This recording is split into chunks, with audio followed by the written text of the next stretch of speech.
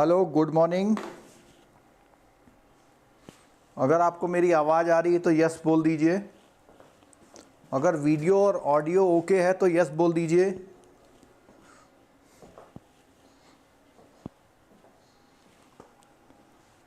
अगर ऑडियो और video okay है तो प्लीज़ यस बोल दीजिए।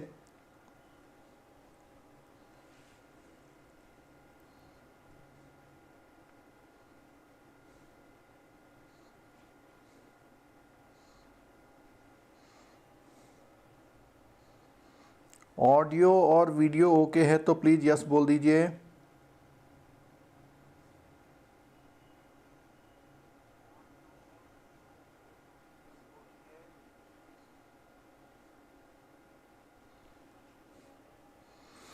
शशि, विष्णु, जयवंत, सुमित, अरविंद, जयवंत, अविनाश, अखिलेश, लिप्सा, विनय, अखिलेश, अरविंद, होकम, मीना, जयवंत, विनोद, राहुल, WNC, सूर्या दत्ता, मुन्ना, निहाल सिंह, सभी को मेरा गुड मॉर्निंग। जैसा कि हमने अनाउंस किया था कि आज हमारी जो क्लास है वो 8 आवर्स की होगी और अलग अलग स्लॉट में होगी। अभी ये क्लास 9 बजे चल रही है। सेकंड क्लास जो होगी वो हमारी 11 से होगी। टॉपिक आप लोग प्लीज़ देख लीजिएगा कि कौन सा टॉपिक हम लोग कवर करा रहे हैं, ठीक है। तो चलिए, लोग आते रहेंगे, हम लोग शुरू कर रहे हैं। 1 मिनट और इंतज़ार कर लेते हैं, जो कुछ लोग आना चाहते हैं।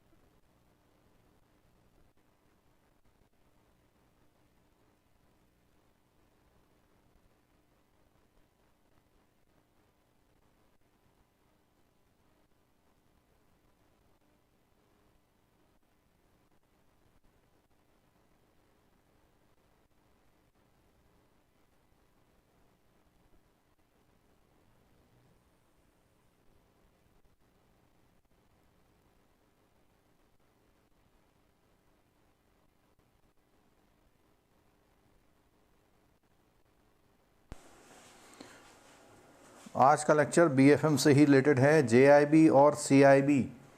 आज का लेक्चर JIB और CIB दोनों के लिए बहुत इम्पॉर्टेंट है। JIB के लिए 3 मार्क्स का और CIB के लिए अप टू 5 to 7 मार्क्स भी इस चैप्टर से आ सकते हैं आपके। अगर केस स्टडी न्यूमेरिकल वाली आ गई तो 5 मार्क्स तो न्यूमेरिकल हो जाएंगे उसमें।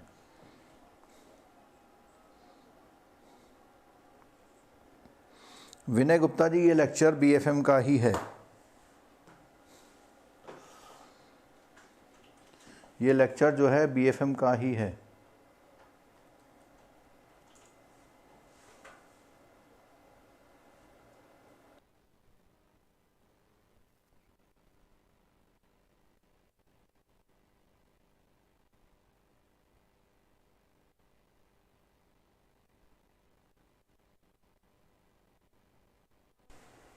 जब तक हम फाइल खोल रहे हैं तब तक आप लोग और कुछ लोगों को अगर आप बुलाना चाहें तो बुला सकते हैं।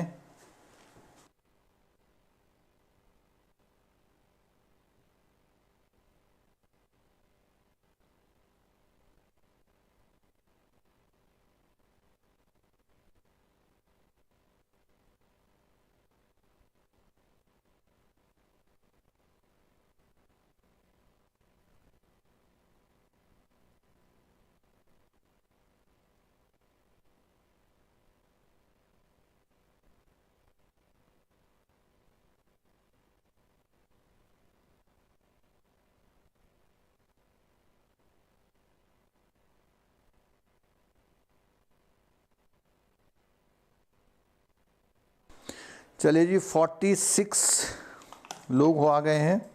तब तक जो आपके छोटे मोटे एथिक्स की क्लास कंटिन्यूस चल रही है, इसके बाद सी और डी के बाद एथिक्स की क्लास होगी। बिल्कुल माही, आज ब्लैक ब्लैक हो गया सब कुछ। Last time so much tough. देखिए, जिन लोगों ने क्वेश्चन एग्ज़ाम क्वालिफाई किया था, उनके फीडबैक हमने लिए थे। उनका साफ साफ ये कह रहा था, हमने डीप स्टडी करी थी, मीन्स उन्होंने थ्योरी को भी अच्छी तरह कवर किया था, केवल इम्पॉर्टेंट ना करके जो थ्योरी वाला पार्ट था उसको भी प्रॉपर कवर किया था, इसलिए उन्हें प्रॉब्लम नहीं आई थी। तो मेरी भी आप लोगों से रिक्वेस्ट अगेन है कि आप लोग भी प्रॉपरली उसको जो है कवर करें।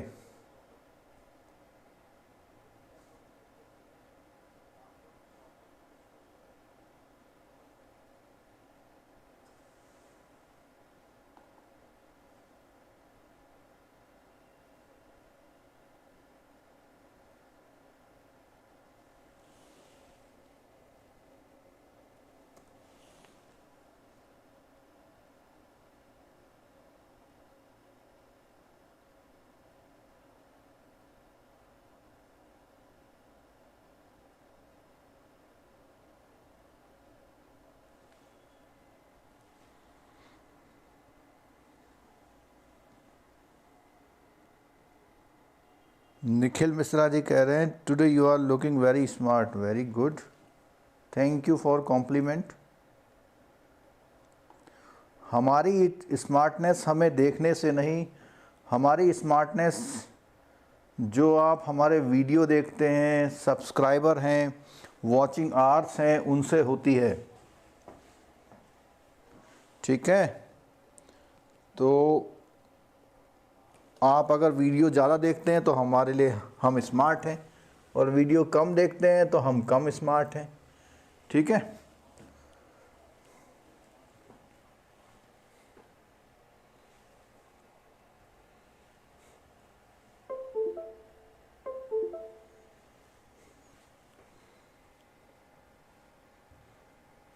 क्लास अच्छी तरह से हो इसलिए मैं सारी चीज़ पहले ही पीछे स्क्रीन पर डाल दे रहा हूँ, बीच में डिस्टरबेंस ना हो वो अच्छा है। ठीक है, बीच में डिस्टरबेंस ना हो अच्छा है।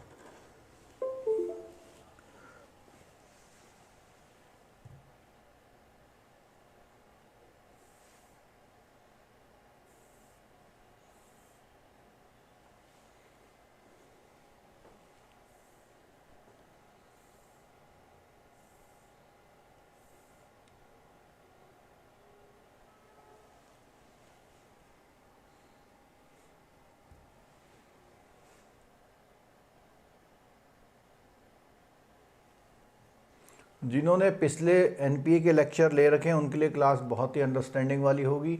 बाकी लोगों से रिक्वेस्ट है, प्लीज़ कोऑपरेट कीजिएगा। ठीक है,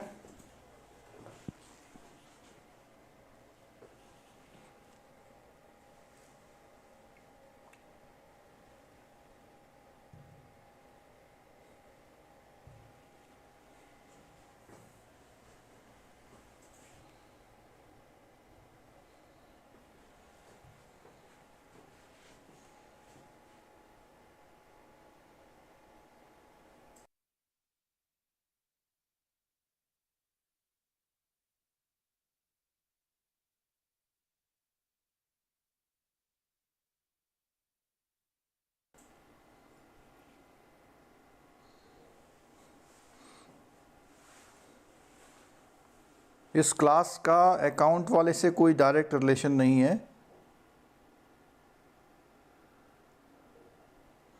अविनाश जी, हमने पहले बोला था जो लाइव क्लास हो रही है उसमें जो कुछ पार्ट्स जो है प्राइवेट कर दिए जाएंगे। मोबाइल एप्लीकेशन में सारे अवेलेबल हैं। धर्मराज जी, ये JIB CIB दोनों के लिए क्लास है, ये क्लास दोनों के लिए है।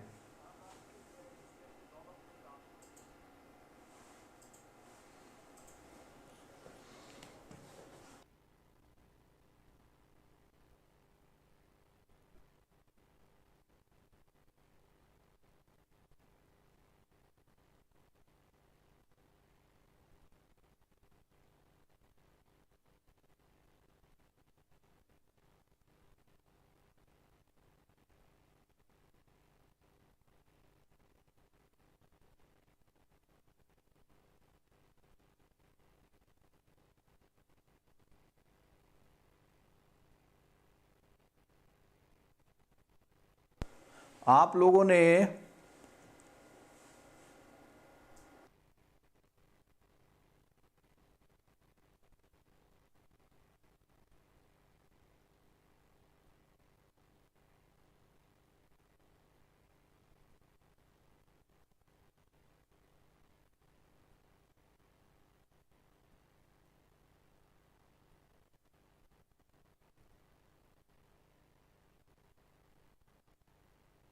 चलिए, आप लोगों ने टेक्निकल गुरुजी चैनल देखता था, उसने चलिए शुरू करते हैं, चलिए शुरू करते हैं, ठीक है।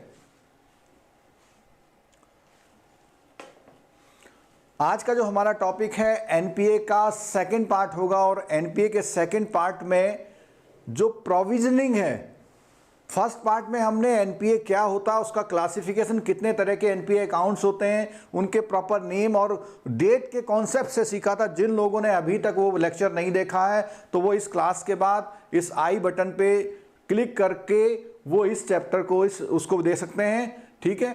और इस चैप्टर में हम लोग पढ़ेंगे एनपीए से होने वाले नुकसान को अचानक कैसे हम लोग बियर कर पाएं, एनपीए से होने वाले नुकसान को अचानक कैसे बियर कर पाएं। इसका एग्जाम्पल सिंपल ये है कि आपके पास अगर फ्यूचर में कोई 5 साल या 10 साल में कोई बड़ा खर्चा आने वाला है तो आप क्या करते हैं, उस बड़े खर्चे को, जो आपको पहले से पता है, उस बड़े खर्चे के लिए कुछ ना कुछ इकट्ठा करना शुरू करते हैं, या सोच लेते हैं कि उस दिन मैं वो प्रॉपर्टी बेच दूंगा, उसकी सेल प्रोसीड से मैं उस खर्चे को बियर करूंगा। सेम यही काम बैंक या फाइनेंशियल इंस्टीट्यूशन जो लैंडिंग करते हैं वो लोग करते हैं। अगर उन्हें थोड़ा सा भी सिम्टम लगता है कि ये अकाउंट हमारा खराब होने वाला है, ये अकाउंट हमारा खराब होने वाला है, उसके लिए कुछ पोर्शन अपने प्रॉफिट में से, कहां से, अपने प्रॉफिट में से निकाल करके, अपने प्रॉफिट में से निकाल करके वो लोग, जैसे मैं बताता हूं, आपका क्या होता है, प्रॉफिट है, प्रॉफिट हुआ 2000 करोड़, लेकिन आपके पास एडवांसेस हैं जिसमें एनपीए भी हैं और स्टैंडर्ड भी हैं। कोई भी जो एडवांसेस हैं उसमें कुछ परसेंटेज यहाँ इस प्रॉफिट से निकाल करके एक अलग से बास्केट होती है, उसमें डाल दिया जाता है। जैसे 2000 करोड़ है, मान लिया इसमें से हमने 10 करोड़ डाल दिया, तो 10 करोड़ का जो ये अमाउंट है, दिस इज कॉल्ड प्रोविजन, ठीक है। और आपको ये बताया था हमने कि जो अकाउंट्स होते हैं उनके क्लासिफिकेशन में सबसे पहले स्टैंडर्ड होता है, जिसमें स्टैंडर्ड में okay account, SMA0, SMA1, SMA2 होते हैं, और एनपीए अकाउंट होते हैं जिसमें सब स्टैंडर्ड और D1, D2, D3 and loss account होते हैं। तो आपसे मेरा क्वेश्चन ये है कि ये जितने तरह के मैंने यहाँ अकाउंट लिखे हैं, आप मुझे बता सकते हैं कि किस किस अकाउंट में प्रोविजन अट्रैक्ट होता है। आप मुझे आंसर दीजिए, किस अकाउंट में प्रोविजन अट्रैक्ट होता है या किस में नहीं होता है। ये जो प्रोविजन है किन किन अकाउंट्स में होता है।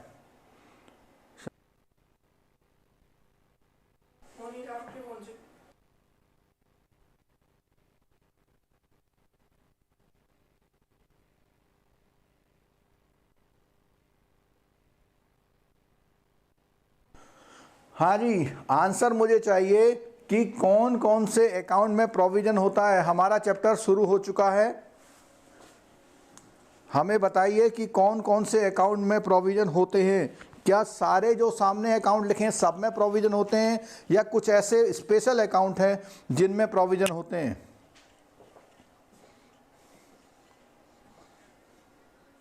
आंसर आने लग गए हमारे पास। जो आंसर आ रहे हैं उसके अकॉर्डिंग 1 नंबर आप खोने वाले थे, आज 1 नंबर आपका सही होने वाला है। कुछ लोगों ने सही आंसर भी दिया हुआ है। मंगल सिंह जी ने आंसर के अलावा कुछ और एडिशनल इंफॉर्मेशन भी दे दी है।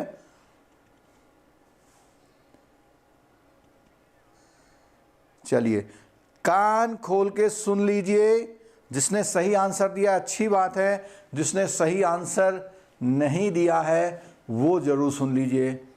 एनपीए का प्रोविजन, चैप्टर तो एनपीए का है लेकिन प्रोविजन, एनपीए का प्रोविजन आपके सारे अकाउंट में होता है। एनपीए का प्रोविजन सारे, चाहे वो एनपीए कैटेगरी है या नहीं है, चाहे वो एनपीए कैटेगरी है या नहीं है। क्लियर हो गई बात? तो ये बात सोच लीजिए कि सब में प्रोविजन होता है, पहली बात। दूसरी बात, जो प्रोविजन होता है वो प्रोविजन के एडजस्टमेंट होते हैं कुछ, वो एक न्यूमेरिकल पार्ट है। तो पहली बात हुई कि सब सारे अकाउंट्स में प्रोविजन होता है। सेकंड बात यह है कि जो स्टैंडर्ड अकाउंट है उनमें प्रोविजन बहुत कम होता है, और जो एनपीए अकाउंट है उनमें प्रोविजन ज़्यादा होता है, उनमें प्रोविजन ज़्यादा होता है। ठीक है। और अगर हम लास्ट लेक्चर की बात करें तो जो लोग उस क्लास में थे, ये लेक्चर हमने लास्ट में कवर किया था। इस लेक्चर में हमने कैटेगराइज किया था कोई भी अकाउंट कैसे कैसे मूव कर रहा है। तो हमने यहाँ तक बताया था कि ये यहाँ से लेकर के यहाँ तक के सारे अकाउंट जो थे वो हमारे कौन सी कैटेगरी में आ रहे थे, ये सारे अकाउंट हमारे स्टैंडर्ड कैटेगरी में थे, इसमें भी प्रोविजन होगा। और इस लाइन के बाद जो कैटेगरी थी वो एनपीए की थी, इसमें भी प्रोविजन होगा। ठीक है।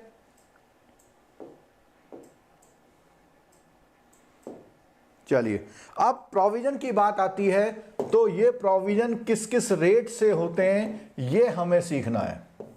तो पहले मैं अगर प्रोविजन की बात करूंगा तो सबसे पहले मैंने बताया कि स्टैंडर्ड अकाउंट में भी प्रोविजन होता है।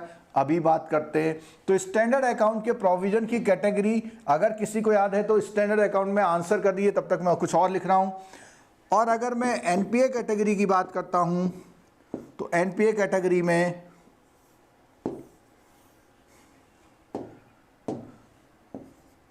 सब स्टैंडर्ड का अलग प्रोविजन होता है, और D1 का अलग, D2 का अलग, D3 का अलग और लॉस का अलग। ठीक है। तो हर एक कैटेगरी का अलग अलग प्रोविजन है। तो हम हर कैटेगरी के प्रोविजन को आज स्टडी करने वाले हैं। सबसे पहले सब स्टैंडर्ड, फिर उसके बाद आता है दूसरी कैटेगरी में D1, D2, D3 और फिर आता है लॉस कैटेगरी। ठीक है। फिर आता है आपका लॉस कैटेगरी। ये जो तीन डी की कैटेगरी हैं इसको हम डाउटफुल कैटेगरी बोलते हैं, डाउटफुल कैटेगरी बोलते हैं, और ये लॉस कैटेगरी। ठीक है। हर एक के प्रोविजन का हम लोग रेट यहाँ पे जानेंगे और इसको कैटेगराइज करेंगे दो पार्टों में जो हमारे एनपीए वाले हैं, और वो पार्ट है सिक्योर्ड एंड अनसिक्योर्ड पोर्शन। क्या बात करेंगे हम?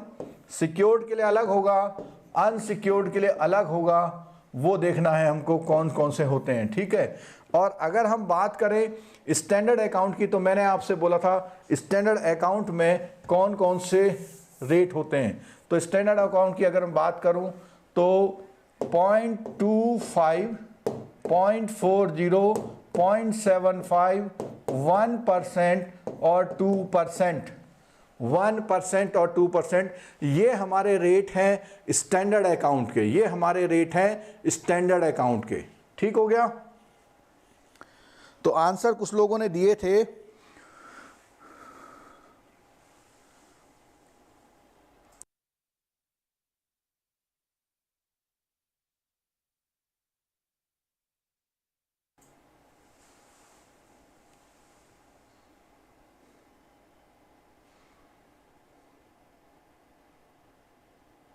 बुक का पेज अभी सामने रिफ्लेक्ट कर रहा हूं, पहले मैं कॉन्सेप्ट क्लियर कर रहा हूं। कॉन्सेप्ट क्लियर कर लीजिए। बुक का पेज मैं डिटो आपको दिखाऊंगा, लेकिन पहले कॉन्सेप्ट क्लियर कर लीजिए। बुक का पेज तो हम टेक्स्ट रीडिंग में जाएंगे। अगर आपको एक कॉन्सेप्ट क्लियर हो रहा है तो डेफिनेटली आपको बुक के पेज को समझने में देर नहीं लगने वाली। तो मेरा पहला आंसर है कि जो स्टैंडर्ड अकाउंट है उनमें जो प्रोविजन के रेट हैं वो ये चार रेट हैं, 1, 2, 3, 4, 5। ठीक है। और जो हमारा सब स्टैंडर्ड वाला है, सब स्टैंडर्ड का रेट इस कैटेगरी में लिखेंगे और डाउटफुल के रेट हम इस कैटेगरी में लिखेंगे तीनों को, और नीचे वाली कैटेगरी हो जाएगी हमारी लॉस। ठीक है, क्लियर हो गई बात ये। अब कोई क्वेश्चन अगर ये पूछता है स्टैंडर्ड में क्यों जरूरी है, तो आप अगर बहुत अच्छी सैलरी लेते हैं और आपको लगता है कि आपका बच्चा 10 साल बाद किसी बहुत अच्छे कॉलेज में एडमिशन लेगा और आपकी सैलरी 2 लाख रुपए पर मंथ है, तो भी आप प्रोविजन करते हैं। वो वाला एग्जाम्पल यहाँ पर आ गया, यानी अच्छे अकाउंट के लिए भी प्रोविजन किया जाता है। इसी को हम प्रोविजनिंग नॉर्म्स भी बोलते हैं। तो ये स्केलेटन है, इस स्केलेटन को हेल्प के लिए हम लोग अब हम टेक्स्ट पे जा रहे हैं। इतनी बात क्लियर हो गई है अगर आपको, तो एक बार प्लीज यस लिख दीजिए। क्लास में बने रहिएगा, न्यूमेरिकल पे खत्म करेंगे क्लास, बहुत अच्छी क्लास होने वाली है ये। कोई भी यस नहीं लिख रहा।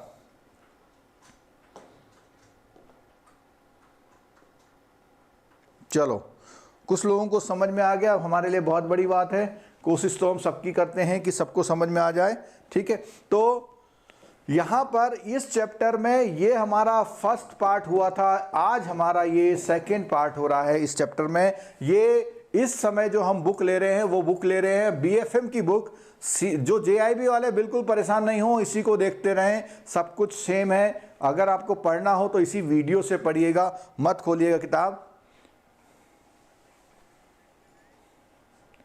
इंट्रोडक्शन में हमें कुछ ज़्यादा कहना नहीं है, जितना मैंने बात बताई वो सारी इंट्रोडक्शन में थी।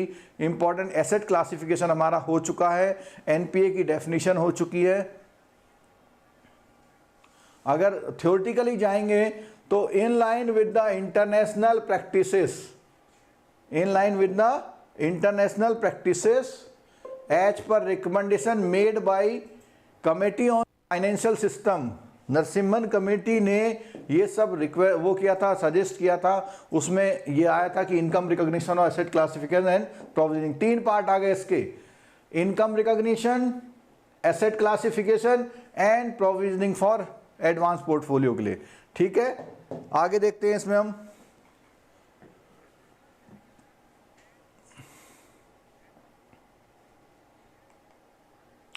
NPA की डेफिनेशन की बात आई थी, तो NPA कब होता है, तो NPA कहाँ होगा, उनकी कुछ कंडीशन है, वो हम दिखा देते हैं। तो पहली कंडीशन क्या है, इंटरेस्ट और इंस्टॉलमेंट। अगर आपका इंटरेस्ट या इंस्टॉलमेंट कुछ भी रिमेन ओवरड्यू, ओवरड्यू को मैंने बहुत अच्छा समझाया था लास्ट लेक्चर में, पीरियड फॉर मोर देन 90, यानी 90 डेज तक कोई दिक्कत नहीं, जैसे ही 91 डेज होगा वो NPA कैटेगराइज हो जाएगा।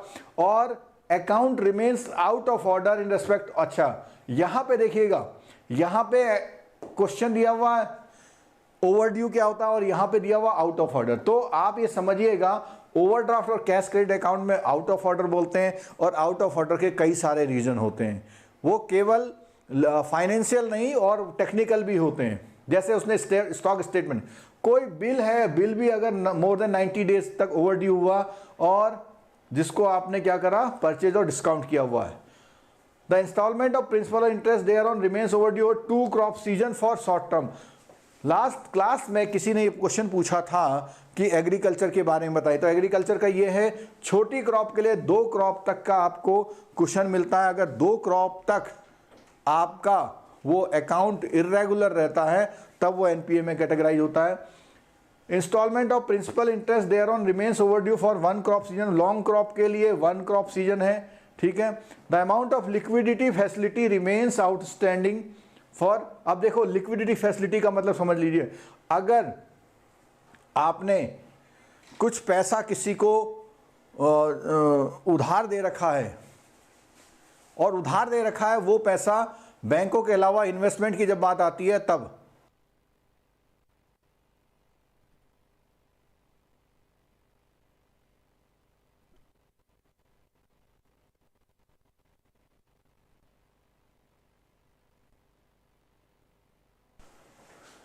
इन respect of a securitisation transaction. अब इसमें यहां ये बात आ रही है, जैसे जब आप NPA कोई खरीदते हैं एनपीए खरीदने में आपने क्या करा, वहां से कोई रिसीट ले ली और वो रिसीट का पेमेंट आपको नहीं मिल रहा 90 दिन तक जो उन्होंने प्रॉमिस किया था उस कंडीशन में, ठीक है। इन रेस्पेक्ट ऑफ डेरिवेटिव ट्रांजेक्शन की अगर हम बात करें, डेरिवेटिव ट्रांजेक्शन जो फॉरेक्स वगैरह में होते हैं, the overdue receivable representing positive mark to market value of derivative content remain unpaid for 90 days from the specified due date. तो जो आपने डीलिंग्स करी हैं फॉरेक्स वगैरह में मार्केट में, उसका टाइम से 90 दिन तक आपको पेमेंट नहीं मिलता है, ओवरड्यू रहता है, अनपेड रहता है, तो उसको भी आप क्या करेंगे, एनपीए की कैटेगरी में लेते हैं, उसको भी आप एनपीए की कैटेगरी में लेते हैं।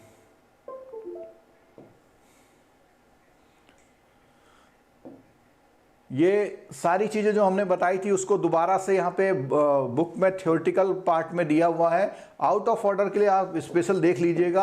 आउट ऑफ ऑर्डर के outstanding balance remains continuously in excess to the sanction limit drawing power, जो डीपी होती है ड्राइंग पावर उससे और उससे अगर बड़ा होगा तो ऐसा होगा, ठीक है। In case where the outstanding balance in the principal operating account is less than the sanction limit, but अब देखो यहां पे कंडीशन है, जैसे 5 लाख की लिमिट है और उसका आउटस्टैंडिंग 3 लाख है, लेकिन उसमें जो है इंटरेस्ट भी नहीं आ रहा है, यानी इंटरेस्ट क्रेडिट नहीं हो रहा है। कई बार क्या होता है, बोरोवर से कहते हैं कि साहब आपका अकाउंट एनपीए हो रहा, तो वो कहता है नहीं मेरी 10 लाख की लिमिट है, 2 लाख तो ले रखा है, लेकिन 1 साल से उसने कोई ट्रांजेक्शन नहीं किया उसमें, तो भी वो अकाउंट एनपीए की कैटेगरी में आता है। यहां लिखा है ना when the account is less than the sanction limit, लेकिन क्रेडिट नहीं आ रहे हैं उसमें 90 डेज से, तो भी वो होता है, ठीक है। क्लियर हो गया। चलो ओवरड्यू में क्या हो गया, क्रेडिट फैसिलिटी में ओवरड्यू है, नॉट पेड किया ड्यू डेट फिक्स में, तो वो भी ओवरड्यू में आ गया। चलिए और आगे देखते हैं, कुछ और इंपॉर्टेंट है। यहां हम थियोरेटिकल एस्पेक्ट कवर कर रहे हैं, जो भी हमने लास्ट उसमें कॉन्सेप्चुअल वो किया था। अब कहीं कहीं पर कुछ अकाउंट ऐसे होते हैं जो एनपीए कैटेगराइज नहीं होते हैं। कौन से देख लीजिए, तो यहां पर वो कौन से अकाउंट हैं जो एनपीए कैटेगराइज नहीं होते हैं, देखिएगा। But is booked as income only when it is actually received. Therefore, the bank should not charge take income.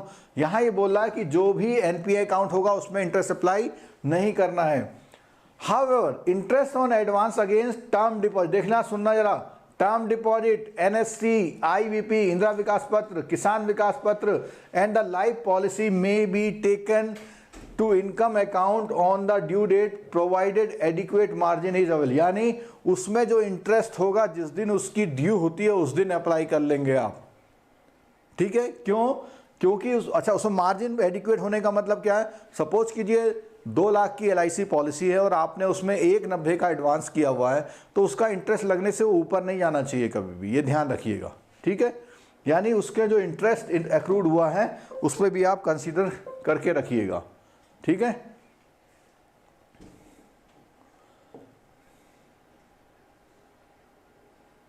Reversal और इनकम की भी बात हमने कर ली थी कि अगर आपने कोई अकाउंट में इनकम बुक कर ली और वो एनपीए हो गया तो उतनी इनकम को आप अपने रिवर्स यानी प्रॉफिट से एडजस्ट करेंगे। एक ये लीज एसेट वाला पार्ट पढ़ लीजिएगा, ये आपको अभी तक चर्चा में नहीं लाए थे हम लोग, तो इसमें क्या है देख लीजिए। The finance charge component of finance income जो अकाउंटिंग स्टैंडर्ड 90 लीजेज में दिया गया है, issued by the council of the ICAI, जो आपका चार्टेड अकाउंट का इंस्टीट्यूट है, वो जो बोलता है, जो हमारे वहाँ अकाउंटिंग स्टैंडर्ड को सेट करता है, on the lease asset which has accrued and was credited to income account before the asset become non-performing and the remaining unrealized should be reversed provided in the current account period। तो क्या है कि जो भी आपने income ले ली है और इनकम ले ली है, इनकम लेने के बाद अगर वो एनपीए हो गया तो उसको आपको रिवर्स करना है।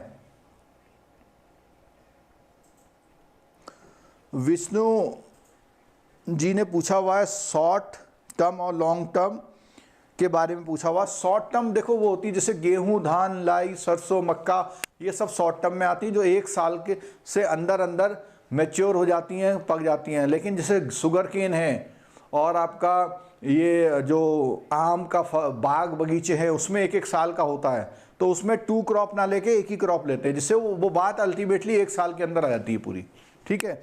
सिक्योर्ड एसेट वो होते हैं जिसके अगेंस्ट सिक्योरिटी दी जाती है, अनसिक्योर्ड एसेट वो होते हैं जिसके लोन के अगेंस्ट में सिक्योरिटी नहीं ले रखी आपने, ठीक है। Appropriation of recovery in account, interest realized on NPA may taken into income account provided the credit in the account towards the interest are not out of fresh additional credit facility sanctioned to the borrower concerned। कहने का मतलब है कि अगर आपका NPA account हो गया और उसमें क्या हो गया, इंटरेस्ट आ गया, क्या लिखा हुआ है, इंटरेस्ट रियलाइज ऑन NPA में बी टेकन इनकम, तो आप उस NPA अकाउंट में जो पैसा रिकवरी आ रहा उसको आप इनकम में ले सकते हैं क्योंकि आपने पहले रिवर्सल कर दिया था उसका, ठीक है। ये लास्ट क्लास में कवर हो चुका है कौन सा एसेट क्या होता है। एक ये जो थ्योरेटिकल बात आ रही है इसमें, अकाउंट विद टेम्पररी डिफिशिएंसी, यानी कुछ अकाउंट ऐसे होते हैं जिसमें छोटी मोटी टेम्पररी डिफिशिएंसी है, तो इसमें क्या होता है, a bank should not classify an advance as NPA merely due to existence of some deficiency. छोटी मोटी गलती पे आप एनपीए नहीं कर देना कहीं, which are temporary in nature such as non-availability of adequate drawing power based on the latest available stock। अब स्टॉक स्टेटमेंट उसने नया दिया तो पुराना स्टेटमेंट से ज़्यादा वो आ गया, तो उस कंडीशन में क्या हुआ, आपको लगा यार इसका तो स्टॉक ही नहीं है तो ये तो एनपीए होगा, नहीं, छोटी मोटी कमियों को आप माफ भी करेंगे इसमें, ठीक है। टेम्परेरली होना चाहिए, लेकिन उसमें कोई स्टॉक स्टेटमेंट नहीं दे रहा तो भी आप एनपीए कर दे रहे, ठीक है। स्टॉक स्टेटमेंट के बारे में एक बात बताता हूं मैं आपको कि स्टॉक स्टेटमेंट 90 डेज तक दे देना है, ध्यान से रखिएगा, टू बी सबमिटेड, जो उसकी डेट है उसके 90 डेज तक सबमिट करना है आपने। क्यों, मान लिया आज का स्टेटमेंट बनाना है तो उसे हो सकता है 10-12 दिन लग जाए उसको पूरा फर्निश करने में, तो 90 दिन दे दिया। अगर उसके बाद भी 90 दिन तक वो नहीं देता है तो ही एनपीए होगा, ये ध्यान रखिएगा। यानी एक स्टॉक स्टेटमेंट वाला अकाउंट जिस दिन ड्यू डेट होती है उसके 180 दिन बाद एनपीए कहलाता है।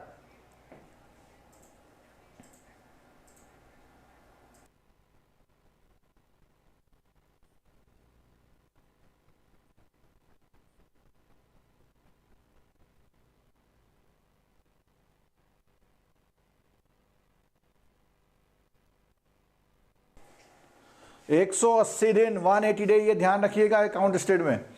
Upgradation of loan account classification as NPA. अब कभी कभी क्या होता है, एरियर ऑफ इंटरेस्ट या प्रिंसिपल पे कर देगा तो उसे उठा करके एनपीए से बाहर कर दिया जाता है, यानी अच्छी कैटेगरी में ले आता है, ठीक है। Account regularised near about the balance sheet date, जिस दिन बैलेंस शीट हुई, जिस दिन बैलेंस शीट है उसी दिन उसको अकाउंट को रियलाइज किया जाएगा। अगर रेगुलराइज करता है तो उस कंडीशन में क्या होता है, where a solitary or a few credit are recorded before the balance sheet date should be handled with care without scope of subjectivity, where the account indicate inherent weakness on the basis of the data available, the account should be deemed as an NPA। देखिएगा बहुत ध्यान से, इसका बहुत violation होता है।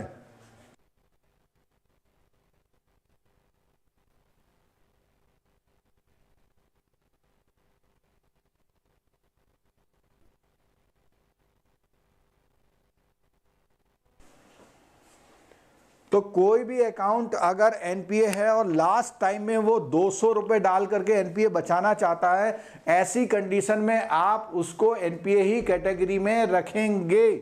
बहुत ध्यान से सुन लीजिएगा इसको। कई बार होता है ना, 100 रुपये डाल दो एनपीए बच जाएगा, पिछले पूरे साल वो एनपीए रहा, 100 रुपये डाल के बचा लिया, फिर अप्रैल से फिर चालू हो गया। तो ये गाइडलाइन है, आप क्या करते हैं प्रैक्टिस में वो अलग बात है। In other genuine cases, the bank must furnish satisfactory evidence to the statutory auditor, inspecting officer about the manner regulation। तो आप जो है ऐसे मामले में जो भी आपकी ऑडिट टीम आती है उसको बहुत क्लियरली ये सारी बातें बताकर रखेंगे।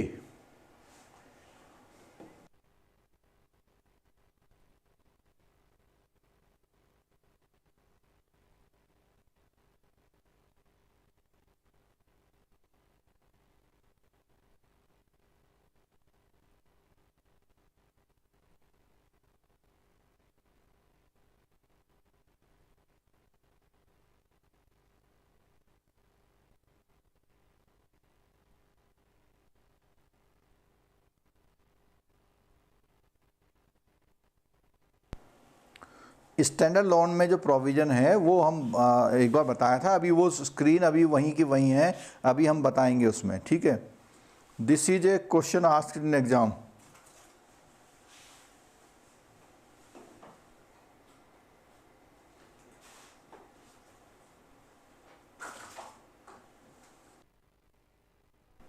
चलिए, तो asset classification to borrower wise not facility, बहुत इंपॉर्टेंट क्वेश्चन सामने आपके स्क्रीन पे रखा हुआ है, बहुत इंपॉर्टेंट क्वेश्चन।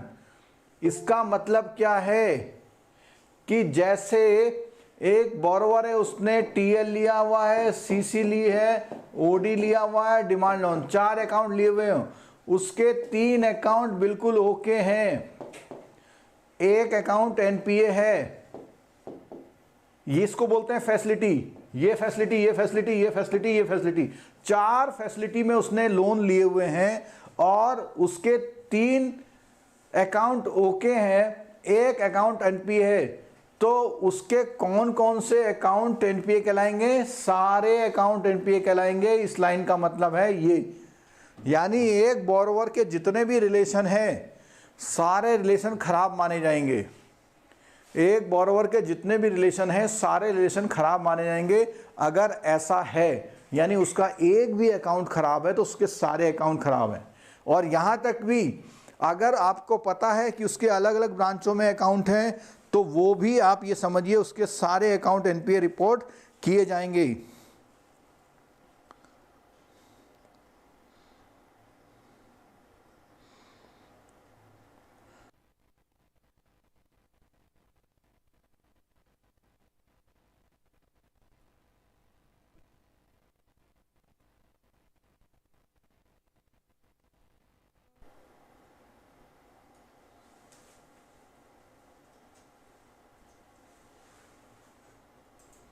एनपीए अकाउंट में इन्होंने बोला हुआ है, विष्णु भारनगर जी ने बोला हुआ है कि अगर एनपीए अकाउंट में कोई अपने साइन से डिपॉजिट करता है तो बिल्कुल डेफिनेटली उस अकाउंट को ये माना जाएगा वो फर्दर 3 साल के लिए रिव्यू हो गया, यानी रिवाइवल लेने की ज़रूरत नहीं है।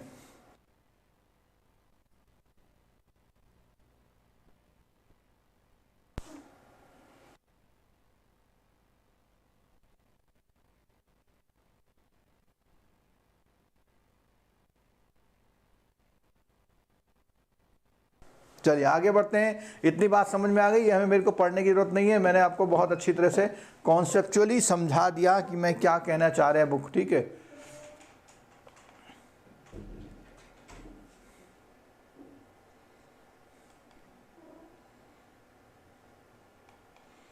हाँ, इसमें सेकंड पॉइंट देख लेते हैं, इसका सेकंड पॉइंट देख लेते हैं। If the debit arising out the development of letter of credit invoked guarantee are parked in separate account, the balance outstanding in the account also should be treated as a part of the borrower principal operating account। देखो सुनो, अगर वो कोई कहता है LC या कोई guarantee वाला मामला है, वहां गड़बड़ हो रही है और उसका ऑपरेटिंग अकाउंट बिल्कुल ठीक ठाक चल रहा है, तो भी आप उसको क्या करेंगे? एसेट क्लासिफिकेशन में एनपीए ट्रीट करेंगे।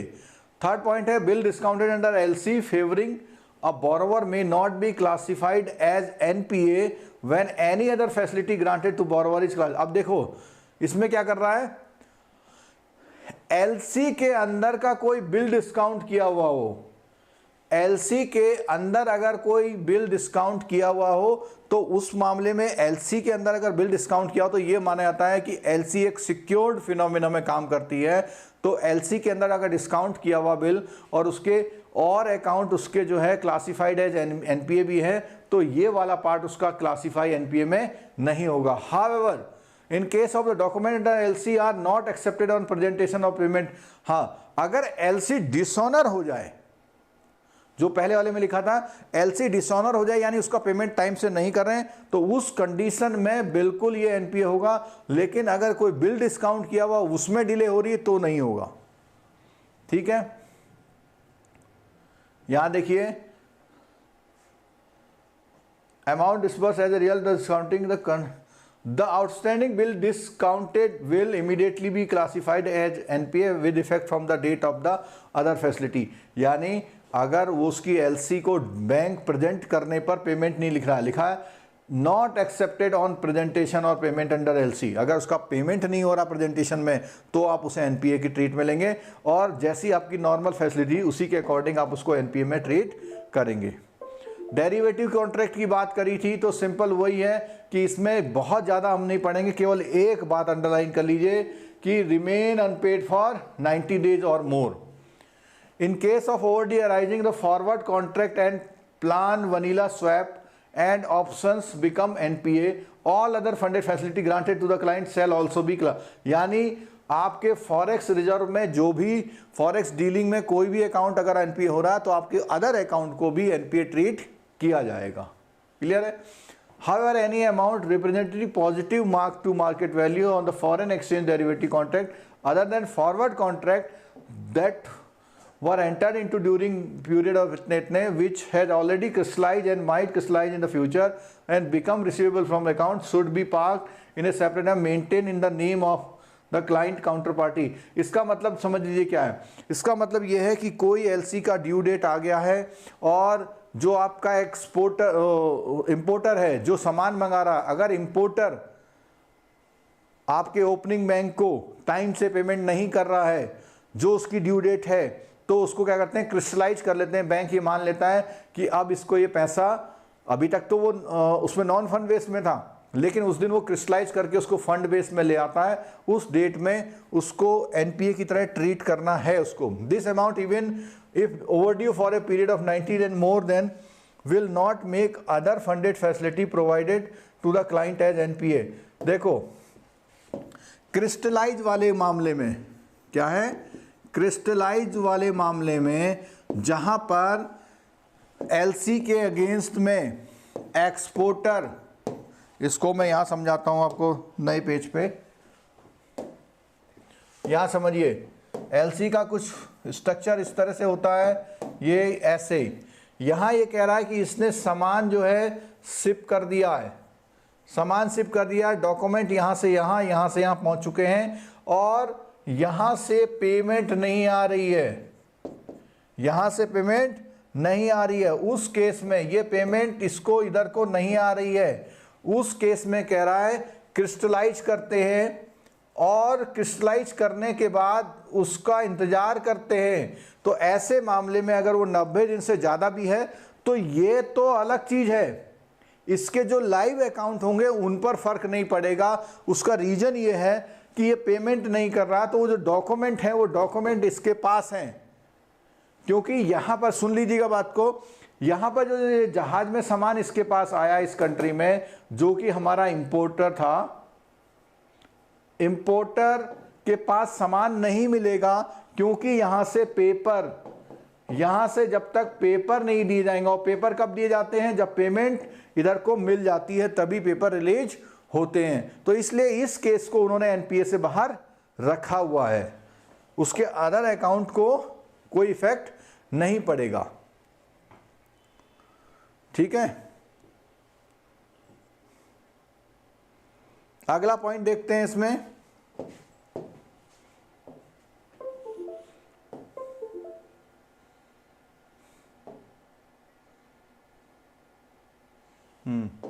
क्या देखिए अगले पॉइंट में, if the client concern also a borrower of the bank enjoy CC or overdraft limit, the receivable mention item इतना above may be debited to the account on due date and the impact of non-payment would be reflected in the cash credit facility. The principle of borrower wise asset class would be applicable here also as per the extent. तो यहाँ पे वो कह रहा है कि जब कोई अमाउंट बैंक को रिसीव करना है और उसका एक सीसी अमाउंट चल रहा है, लिमिट चल रही है, वहाँ से अगर वो उठा लेता है, अगर वो वहाँ से पैसा उठा लेता, वसूल कर लेता है, तो उस केस में उसको क्या होगा, एज पर नॉर्म्स के अकॉर्डिंग उस अकाउंट को एनपीए की तरह ट्रीट किया जाएगा। नेक्स्ट पॉइंट है, where the contract provides for settlement of the current mark to market value of the derivative contract before its maturity, only the current credit exposure not the potential exposure will be classified. यानी यहाँ ये कह रहा है कि जो future में वो उधार उठाने वाला है उसको आप एनपीए नहीं करेंगे, जो एग्जिस्टिंग है, ये लिखा है ना करंट क्रेडिट एक्सपोजर, एग्जिस्टिंग वाले को ही एनपीए क्लासिफाई किया जाएगा। As the overdue receivable mention above would be represent unrealised income already booked by, अब देखो ये जब हम लोग इसको कर रहे थे तो यूआई अनरियलाइज इनकम पहले से बुक कर रखी बैंक ने ऑन एक्रूअल बेसिस पे, आफ्टर 90 और days of overdue period the amount will be taken profit और loss account should be reversed and held for suspense account crystallise receivables. देखो अगर कोई बुक आपने इनकम बुक कर ली और वो एनपीए हो गया, तो जितनी आपने इनकम बुक करी थी वो वहां से उठा के प्रॉफिट और लॉस से एडजस्ट कर लेंगे। आप ये मान लेंगे ये आई नहीं है, अकाउंट में तो आपने एंट्री मार दी, लेकिन आप इनकम हेड से उसको माइनस करेंगे और कहां रखेंगे, सस्पेंस अकाउंट क्रिस्टलाइज रिसीवेबल्स में आप इसको रखेंगे। ठीक है,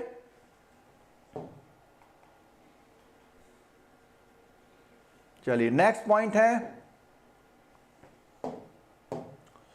in case where the derivative contract provide more settlement in future, the MTM value will comprise a crystallized receivable and positive or negative MTM in respect of the future receivables. If the derivative contain not terminated overdue receivable remaining unpaid for, in addition to the reversing the crystallized receivable from profit loss account as well in the para इतना इस case में वो ये बता रहा है कि अगर ये जो क्रिस्टलाइज वाला अमाउंट है, in addition to reversing the crystallise receivable from profit और loss account, the positive MTM pertaining to the future receivable में also be reverse from the. अब देखो एक तो ये बोल रहा जितना क्रिस्टलाइज आपने किया यानी कि जो रिसीव नहीं हुआ उसको आप क्रिस्टलाइज कर ले रहे कि भैया ये नहीं हो रहा, हमें आपसे लेना है। उसके अलावा फ्यूचर में भी उसी सीक्वेंस में कुछ मान लिया 2 महीने बाद और लेना था आपसे, उसको भी आप मान लेंगे एनपीए हो गया। जब उसने पहला वाला टाइम से नहीं दिया तो उसके आने वाले सब्सिक्वेंट जो भी आप उससे लेने वाले हैं उन सबको आप मानेंगे कि क्रिस्टलाइज नहीं हुआ है और वो करेंगे और उसे सस्पेंस अकाउंट में आप इनकम के पॉजिटिव एमटीएम में आप उसे रख लेंगे। ठीक है, चलो नेक्स्ट पॉइंट देखते हैं।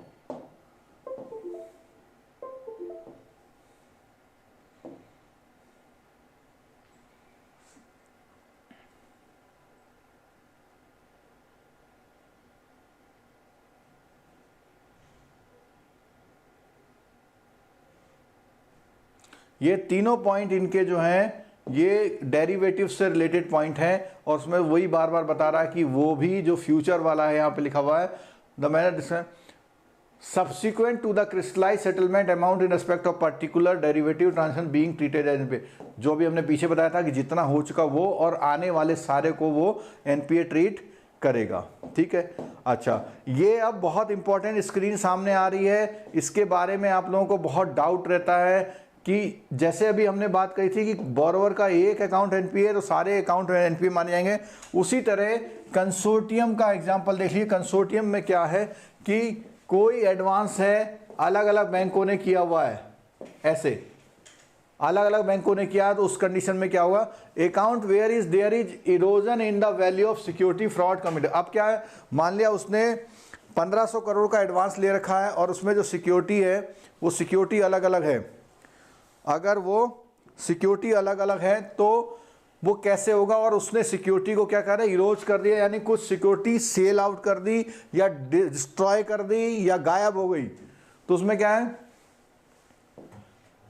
Where there are potential threats for recovery on account erosion in the value of security, non availability of security, existence of other factors such as frauds committed by borrower, it will be noted it will not be prudent that such accounts should go through various stages of asset classification in case of serious credit impairment। ऐसे तो सो कहता है ऐसी condition में सीधे आप SMA 0, 1, 2 सब standard नहीं करेंगे, सीधे डाउटफुल या लॉस पर ले जाएंगे। एडवांसेस टू प्राइमरी, अगर प्राइमरी एग्रीकल्चर क्रेडिट सोसाइटी को दिया हुआ है, फार्मर सर्विस वाली को दिया हुआ है, तो उसमें क्या है, in respect of the other power granted by the bank PAX system, only that particular credit facility granted to PAX which is in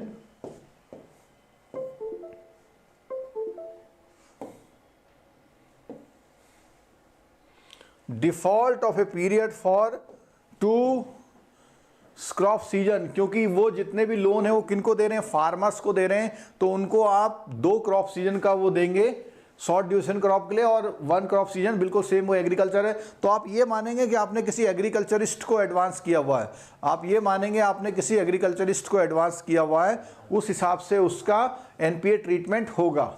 ठीक है, अगला है एडवांस अगेंस्ट टर्म डिपॉजिट, और इसके अगले बोला need not to be treated as NPA provided adequate. ये मैंने पहले भी बता दिया था कि ये वाले अकाउंट एनपीए ट्रीट नहीं होते हैं, बस आपको सिक्योरिटी वैल्यू और लोन वैल्यू हमेशा सिक्योरिटी वैल्यू से कम होनी चाहिए। ठीक है, अच्छा कुछ ऐसे अकाउंट होते हैं जहां पे इंटरेस्ट के लिए मॉरिटोरियम होता है, और वो अकाउंट आपको पता है कि जो आपका एजुकेशन लोन है उस पर या हाउसिंग लोन का प्रोजेक्ट है उस पर काम करते हैं, जब तक वो ड्यू नहीं होता तब तक। तो यह बोलता है payment of interest becomes due only after the moratorium और gestation period is over, therefore such amount of interest become do not become overdue and hence do not become NPA. यानी उसको जो ओवरड्यू तो हो रहा है उसकी लिमिट बढ़ती जा रही है, लेकिन उसको आप वो नहीं करेंगे, क्योंकि आप ही ने बोला है कि 1.5 ईयर 1.5 साल तक आप उसको नहीं करेंगे। ठीक है, in case of housing loan और सिमिलर, वो मैंने पहले ही बता दिया दोनों केसेस में है। एग्रीकल्चर एडवांसेस की बात आ गई। अच्छा, एक इंपॉर्टेंट आ गया, गवर्नमेंट गारंटी वाले अकाउंट को एनपीए करेंगे या नहीं करेंगे, बहुत इंपॉर्टेंट एस्पेक्ट है। देखिए जरा क्या बोलते हैं, credit facility backed by the government of central government की गारंटी है, और उसका overdue may be treated as NPA only when government repudiate its guarantee, यानी उसने अपनी गारंटी को उठा लिया है when invoked this exemption from classification of government guaranteed advance as NPA is not for the purpose of recognition of income। ठीक है, तो केवल जिस केस में उसने अपनी गारंटी को इन्वोक कर दिया है, जब आपको गारंटी के लिए इन्वोक करना बोला और उसने क्या किया, गवर्नमेंट ने उसको डिनाई किया या कुछ किया, उस केस में आप उसे एनपीए ट्रीट करेंगे। ठीक है, जब तक उसकी गारंटी कंटिन्यू चल रही, चाहे 90 दिन हो गए, चाहे 200 दिन हो गए, 500 दिन हो गए, उसको आप एनपीए नहीं करेंगे। लेकिन गवर्नमेंट ने चिट्ठी भेज दी कि भाई इसकी गारंटी हम नहीं ले रहे हैं, कोई भी कारण होगा तो उसका नहीं। हाउ द स्टेट गवर्नमेंट, ये सुना, state government guaranteed advances and investment in the state government guarantee security would attract the asset classification and provisioning norm. State government वाले में होगा और सेंट्रल गवर्नमेंट वाले में नहीं होगा, लेकिन अगर गवर्नमेंट रिपेडिएट करती है तो होगा। तो ये 3 केस गवर्नमेंट की गारंटी वाले अकाउंटों में आ गया, ये भी हमें समझने बहुत जरूरी थे।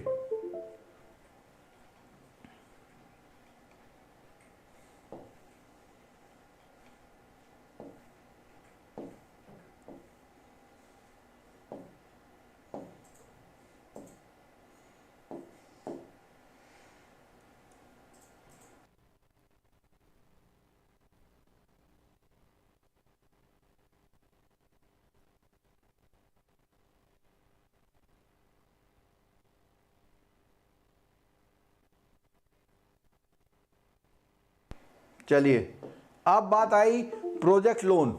जो प्रोजेक्ट के लोन होते हैं उन पे क्या बात आ रही है, प्रोजेक्ट लोन की बात आती है। कोई इकोनॉमिक वेंचर है, इसमें प्रोजेक्ट लोन किए हुए हैं, इसमें there are occasion when the completion of project is delayed for legal and other extraneous reason likely delayed by the government approval, all which are beyond the control of the promoter may lead to delay. ऐसी condition में the following asset classification norms would apply to the project loan before commencement of the commercial operation।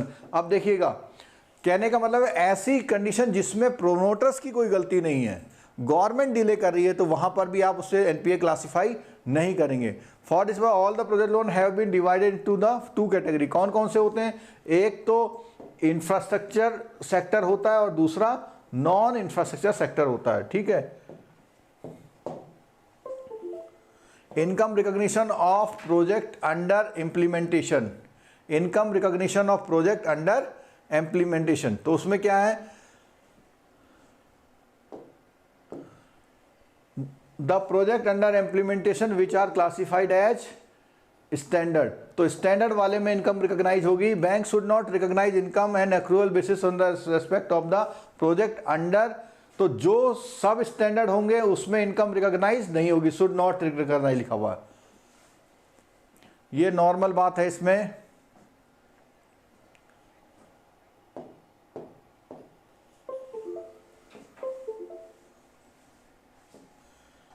इसमें take out finance के बारे में है। मैं अब सीधे आपके पास आ रहा हूँ। इस चैप्टर को मैं जब इनकी BFM की स्पेशल क्लास लूँगा उसमें कवर करूँगा, जिससे CIB वालों का जो है टाइम थोड़ा सा, JIB वालों का टाइम थोड़ा सा वो ना हो। ठीक है, चलिए अब प्रोविजन पे आ गए हम लोग। यहाँ से हम शुरू करते हैं न्यूमेरिकल प्रोविजन के। कुछ ऐसे इसमें बहुत डीप में जा रहा था, उसमें JIB वालों के लिए बहुत रेलिवेंट नहीं हो रहा था, तो इसलिए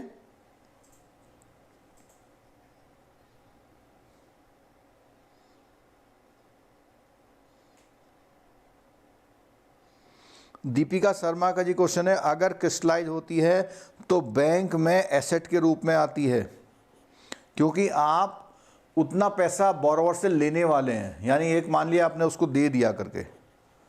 ठीक है, चलो हाँ, तो लॉस एसेट्स में प्रोविजन है, प्रोविजन का पार्ट शुरू कर रहे हैं हम यहाँ पे।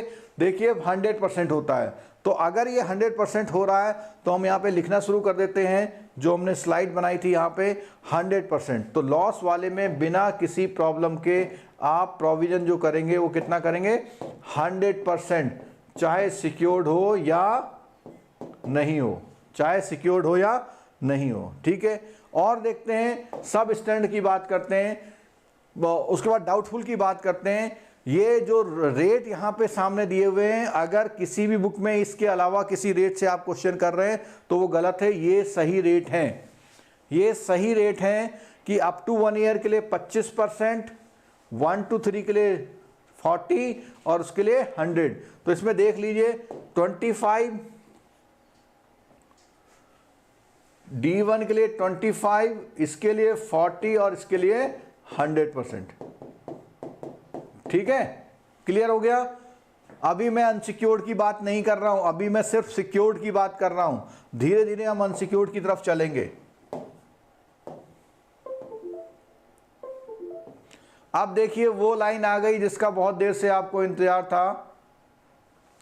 पहली बात तो सब स्टैंडर्ड के लिए समझ लीजिए। सब स्टैंडर्ड के लिए इसमें एक वर्ड ऐसा है जो आपको कंफ्यूज करता है, कहता है जनरल प्रोविजन कितना है, 15% है, without making any allowances for ECGC guarantee cover and security avail. देखो सुनो, जो आपका सब स्टैंडर्ड न्यूमेरिकल के पॉइंट ऑफ व्यू सब स्टैंडर्ड अकाउंट है, उसका अगर न्यूमेरिकल आ जाएगा तो उस न्यूमेरिकल में एक बात ध्यान रखना कि ECGC कवर की बात करी हो तो साइड कर देना, उससे कोई मतलब नहीं है। ठीक है, या सिक्योरिटी उसके पास अवेलेबल, उसको भी हटा देना बिल्कुल। तो इसमें अनसिक्योर्ड एक्सपोजर है जो सब स्टैंडर्ड में, वो केवल क्या है, अनसिक्योर्ड, उसमें एडिशनल प्रोविजन है 10% का, नॉर्मल है 15%। तो हमारी ये टेबल क्या कहेगी, ये कहेगी 15% है और अनसिक्योर्ड में कितना है, 25% है। ठीक है, ये बन गया। और आगे देखते हैं। अब सबसे जो प्रॉब्लम आपको आई थी वो आपको बतानी थी, एंड जो हमारे ये सब स्टैंडर्ड, सॉरी, जो स्टैंडर्ड अकाउंट है उनके लिए बतानी थी।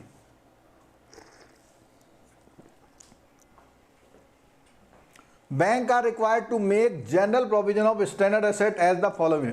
सबसे पहले मैं ये वाला भर रहा हूं, कौन सा वाला, 0.25% वाला।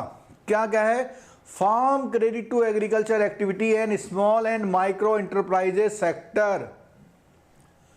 तो क्या बोला मैंने, फार्म क्रेडिट, यहां पहले वाले में क्या बोला, फार्म क्रेडिट का मतलब जो एग्रीकल्चर के लिए डायरेक्ट लोन है, plus micro and small,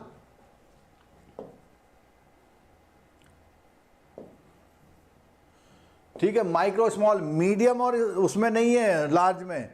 MSME की फुल फॉर्म क्या होती है, माइक्रो, स्मॉल, मीडियम।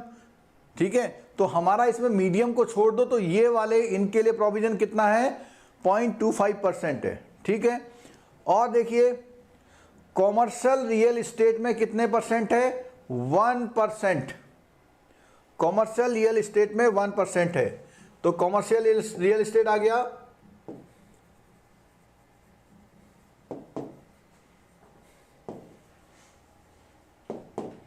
ठीक है, उसके बाद नेक्स्ट देखो,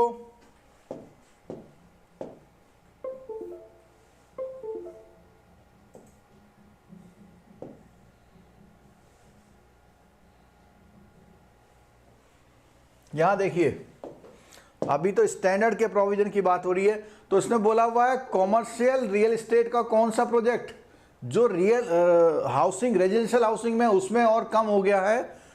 तो इसको मैं समझा देता हूं आपको।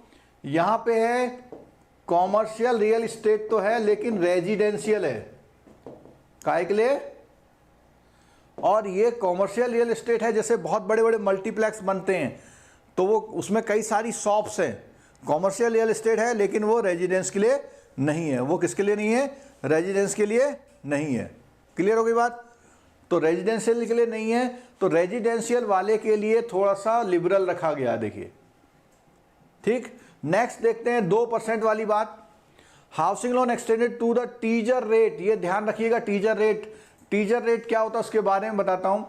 टीजर रेट ये होता है कि जब आपको लोन दिया जा रहा तो उस समय बोल रहे हैं कि 6%, और बोलते हैं 2 साल बाद इसका रेट जो भी मार्केट के रेट होगा उससे लिंक हो जाएगा, जो भी मार्केट का रेट होगा उससे लिंक हो जाएगा। ऐसे केसेस में क्या होता है कि प्रोविजन जो है 2% किया था, the provision rate shall be reduce to 0.4% after 1 year from the due date on which rates are reset. अब देखो इसको सुनो, पहले वो कह रहे हैं कि टीजर रेट, टीजर लोन पर ऐसा होता है। अब मान लिया टीजर लोन का पीरियड 2 ईयर है, 2 ईयर प्लस 1 ईयर चलने के बाद अगर लोन ओके चल रहा है यानी स्टैंडर्ड है तो इस पे प्रोविजन ये वाला लगेगा, और बाकी सारे अदर लोन पे 0.40 लगता है। यानी आपका हाउसिंग लोन, सीसी लिमिट, आपका एजुकेशन लोन, जितने भी लोन आप समझ रहे हैं सब पे 0.4% लगेगा।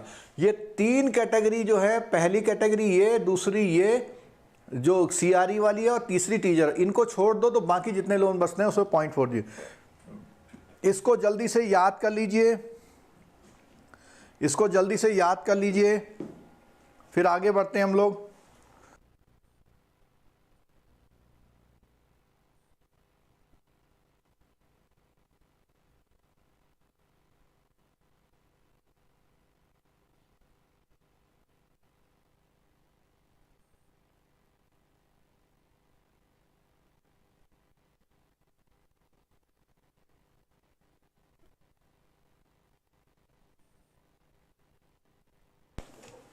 हाँ जी, याद कर लिया? अगर आपने याद कर लिया है तो हम आगे बढ़ते हैं।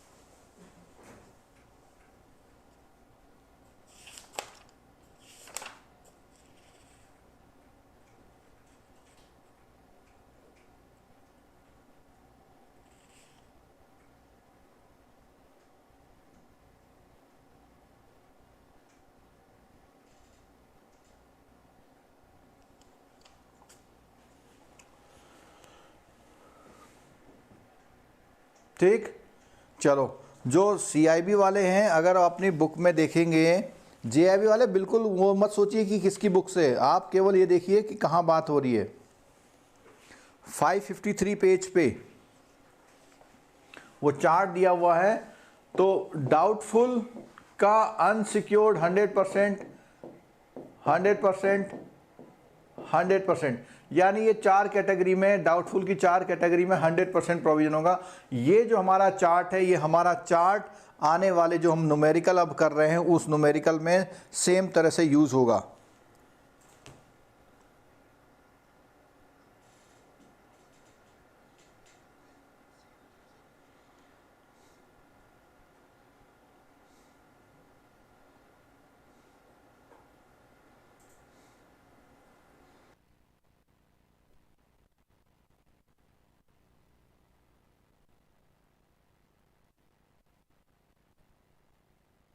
होकम मीना जी ने बोला है लोगो उधर कर देना, तो हम वो कर देंगे। विनय गुप्ता जी बोल रहे हैं कि 40% होगा अनसिक्योर्ड D1 में। अगर आपके पास बुक है इस समय तो आप ज़रा बुक खोलिए।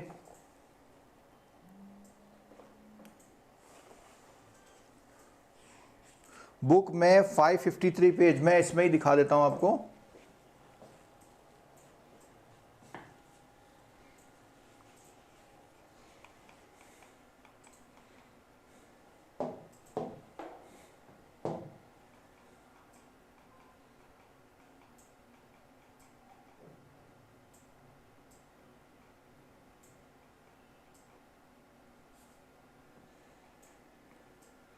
ये देखिए, डाउटफुल 1 में, सिक्योर्ड में 25 और इसमें 40। अब हम ये इसको एक काम करते हैं, हम सर्कुलर से क्रॉस चेक करते हैं। अगर सर्कुलर से क्रॉस चेक करेंगे ये गलत होगा तो हम सर्कुलर की बात मानेंगे। इसको थोड़ी देर में वो रख लेते हैं, थोड़ी देर में क्वेश्चन मार्क में रख रहे हैं। देखो वैसे तो बुक में लिखा हुआ है कि अनसिक्योर्ड पोर्शन पे 100% होता है, चाहे वो डाउटफुल 1 हो, 2 हो या 3 हो। तो एक बार सर्कुलर में और देख लेंगे। सर्कुलर में देखते हैं कि ये क्या चीज़ है। सर्कुलर में देखते हैं कि ये क्या है, एक बार देख ही लेते हैं, इसलिए क्वेश्चन को जो है देर ना लगे हमारे पास।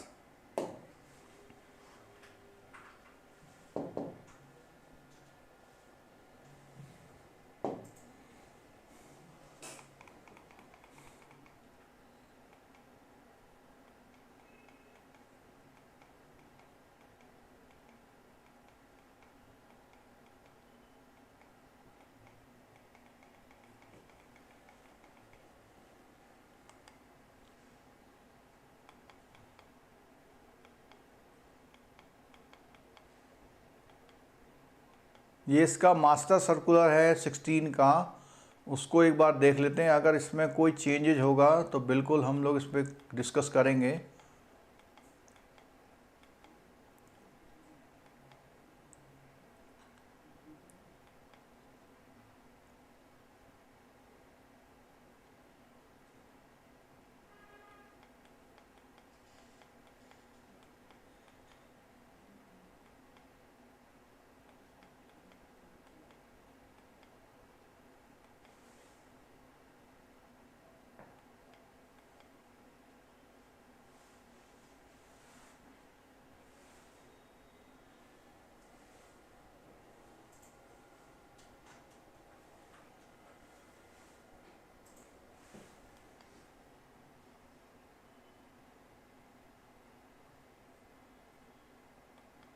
चलिए, न्यूमेरिकल की बात हम कर रहे थे, तो ये न्यूमेरिकल आपके सामने न्यूमेरिकल है, इस न्यूमेरिकल को कर लीजिए।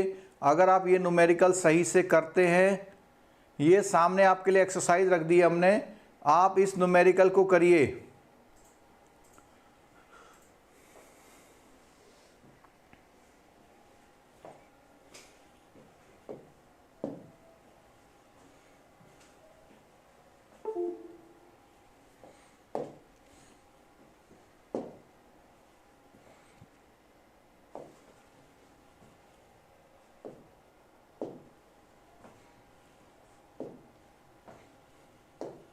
ये क्वेश्चन है, इस क्वेश्चन का न्यूमेरिकल आपको करना है।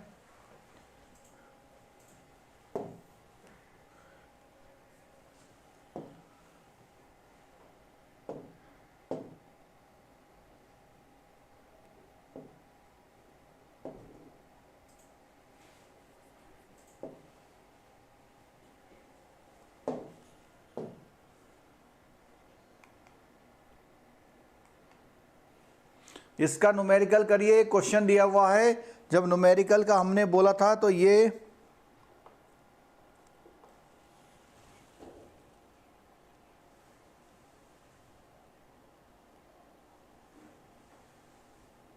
दीपिका जी एक्सेलरेटेड प्रोविजनिंग में आज कवर करूंगा, प्लीज क्लास में बने रहिए।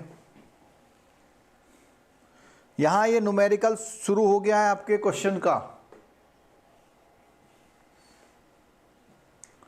ये क्वेश्चन है, आउटस्टैंडिंग बैलेंस 4 लाख रुपए, ईसीजीसी का कवर 50% है और वो 2 साल से ज़्यादा में डाउटफुल है। Value of security.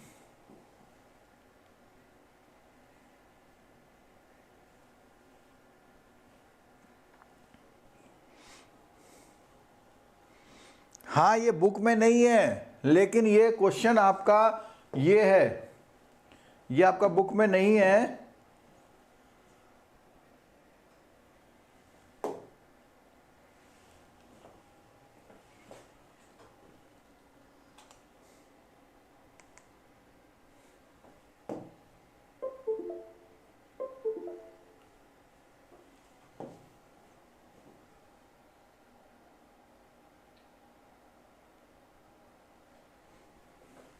आपके बुक में क्वेश्चन नहीं है, लेकिन ये 2 मार्क्स का क्वेश्चन है। आपके बुक में नहीं है, लेकिन ये 2 मार्क्स का क्वेश्चन है। मैं बार बार बोल रहा हूं कि बुक में नहीं है, लेकिन 2 मार्क्स का क्वेश्चन है, तो आपको ये करना चाहिए।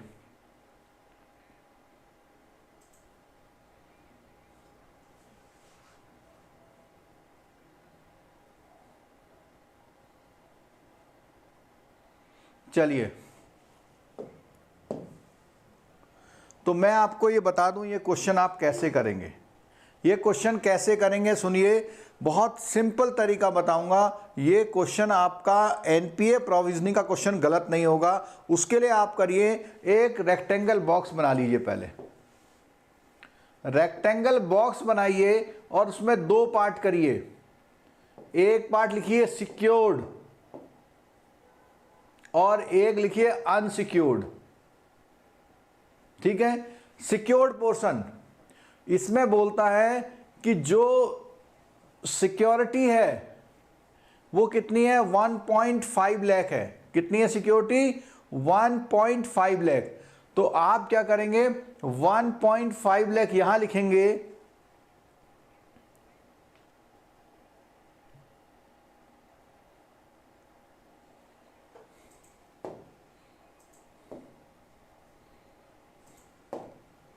$1.5 लाख यहां लिखा, तो अनसिक्योर्ड हो गया 2.5 लाख। ठीक है, इस 2.5 लाख में से जो ईसीजीसी का कवर है वो देखिए।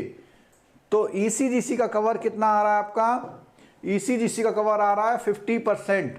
तो इसका 50%, इसका 50% का मतलब हो गया 1.25 यहां आ गया, 1.25 यहां आ गया। तो ईसीजीसी वाले को तो बिल्कुल भूल जाइए, ईसीजीसी वाले को बिल्कुल भूल जाइए आप। ठीक है, अब आपके 2 पोर्शन निकल के आए कि भैया सिक्योर्ड इतना है और अनसिक्योर्ड इतना है। तो सिक्योर्ड पे प्रोविजन अकाउंट बोला वो मोर देन 2 ईयर वाला D1 है। क्या बोला, मोर देन 2 ईयर वाला डाउटफुल है।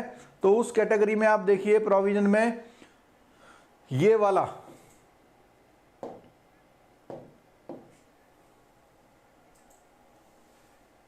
तो कितना है सिक्योर्ड पे, 40%। सिक्योर्ड पे कितना है, 40%।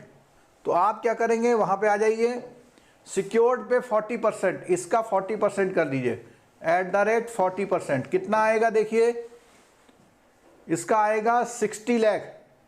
कितना आ गया, 60 लाख। तो ये आ गया। और जो अनसिक्योर्ड पोर्शन है उसमें देखिए कितना है, अनसिक्योर्ड पोर्शन में है 100%। अनसिक्योर्ड पोर्शन में 100% है। तो अनसिक्योर्ड पोर्शन में 100% का मतलब @100%, इसका आ गया 1.25। ठीक है, ऐड करेंगे तो आंसर आएगा 1.85 लाख।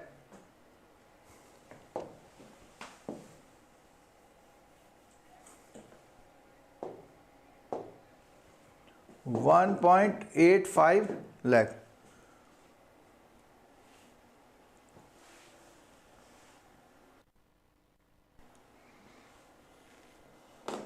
देखो कई लोगों ने क्वेश्चन किया तो देखो गलत हो रहा है, ये सही समझ लीजिए।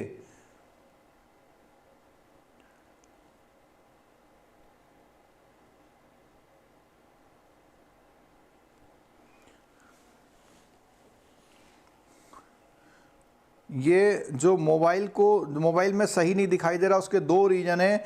एक तो आप इस समय पिक्सल बढ़ा लीजिए और इसको आप ऐसे कर लीजिए, मैं इसको थोड़ा सा डार्क और कर देता हूँ आपके इस वाले क्वेश्चन के लिए पर्टिकुलर।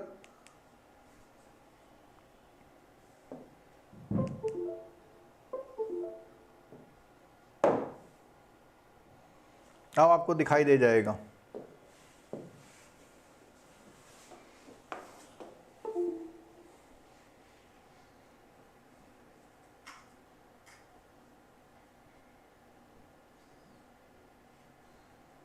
आप मोबाइल को थोड़ा ऐसे घुमा लीजिए, मेरे को बिल्कुल साफ दिखाई दे रहा है, आपको भी दिखाई। पर्टिकुलर इस क्वेश्चन के लिए ऐसा कर लीजिए, पर्टिकुलर इस क्वेश्चन के लिए ऐसा कर लीजिए।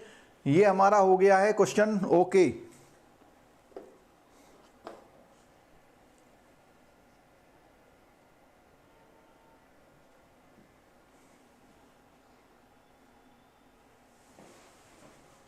आगे बढ़ें, आगे बढ़े। दो चीजें और कवर करनी है मेरे को इस चैप्टर में।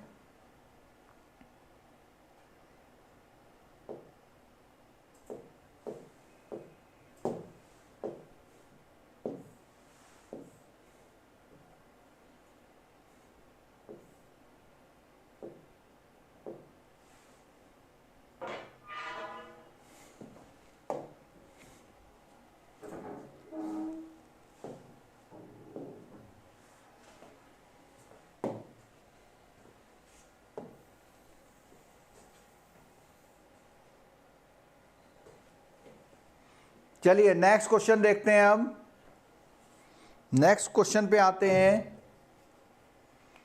केवल ये दो क्वेश्चन जरूर कर लीजिएगा, आपको ये हेल्प करेंगे।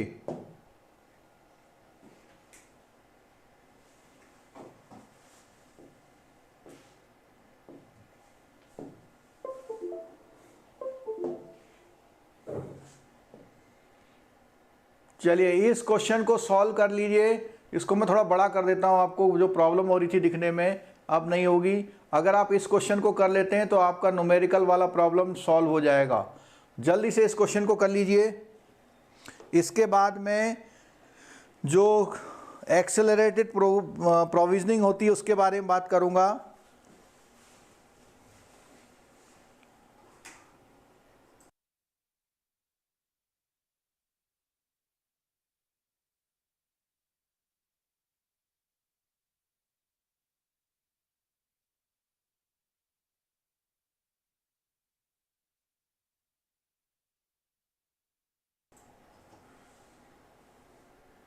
चलिए दूसरा क्वेश्चन कर लीजिए। ये 2 मार्क्स आपको दे जाएगा। आप लोग लापरवाही बिल्कुल मत करिए, बिल्कुल भी लेथार्जिक मत होइए।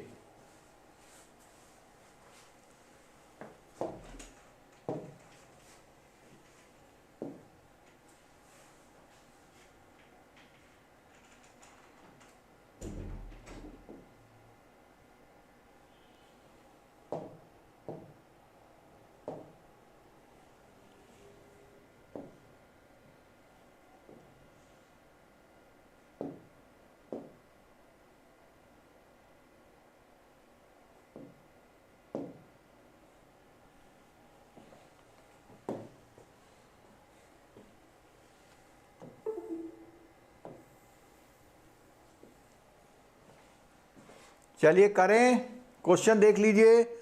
कितना है आउटस्टैंडिंग बैलेंस, कितना है? 10 लाख है। अगर आप मेरे साथ करना चाहें तो मेरे साथ कर सकते हैं आप इसको। अगर आप मेरे साथ इस क्वेश्चन को करना चाहें तो मेरे साथ कर सकते हैं।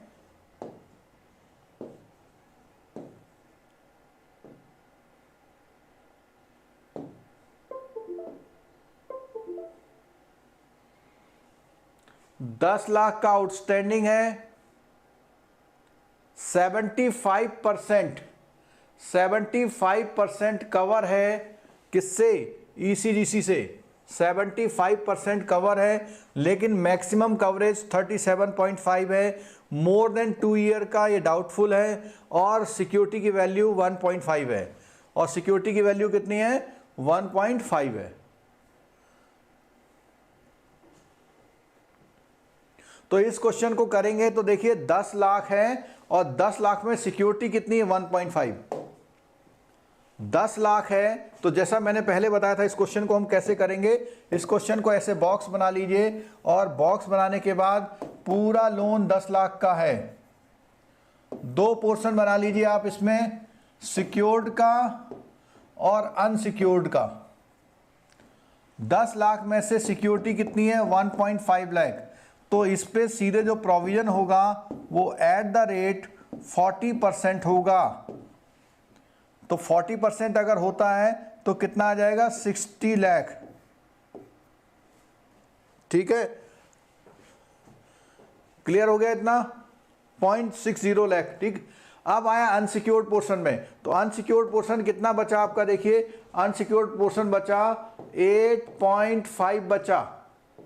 अब देखिएगा यहां पे जरा, उसने कहा कि इस पोर्शन पे जो कवर मिला हुआ है वो कितने परसेंट है? 70%। तो 70%, इसके दो पार्ट करिए आप, इसके आप जो करिए कितने पार्ट करिए? दो पार्ट। तो उसमें से एक पार्ट तो कवर हो जाएगा, कौन सा वाला? ये वाला। तो 8.5 इंटू 75%,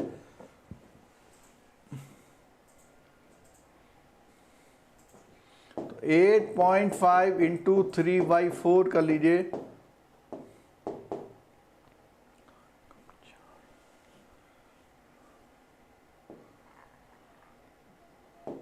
इतना हो गया। 3 से मल्टीप्लाई कर लीजिए इसको,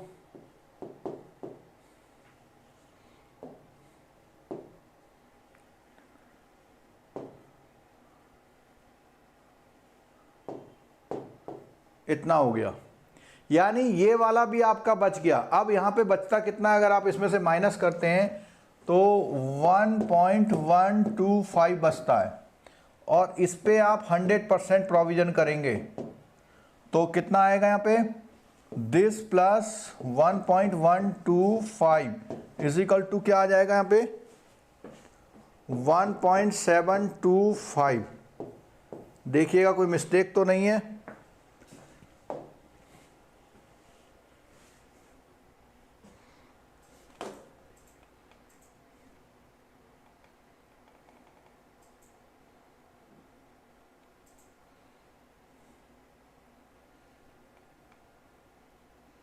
ये देखिए, ये इसका सॉल्यूशन है इस क्वेश्चन का। तो अनसिक्योर्ड में इन्होंने 2.12 ले लिया। क्यों ले लिया? उन्होंने 0.5 को वहां छोड़ दिया है। ठीक है, तो राउंड ऑफ में कर लिया है। 60 लाख हमारा बिल्कुल ठीक आ रहा है, और हमारा उसके अलावा जो प्रोविजन आ रहा है 2. इनका आंसर आ रहा है 2. कितना? 2.72, और हमारा आंसर कितना आ रहा है?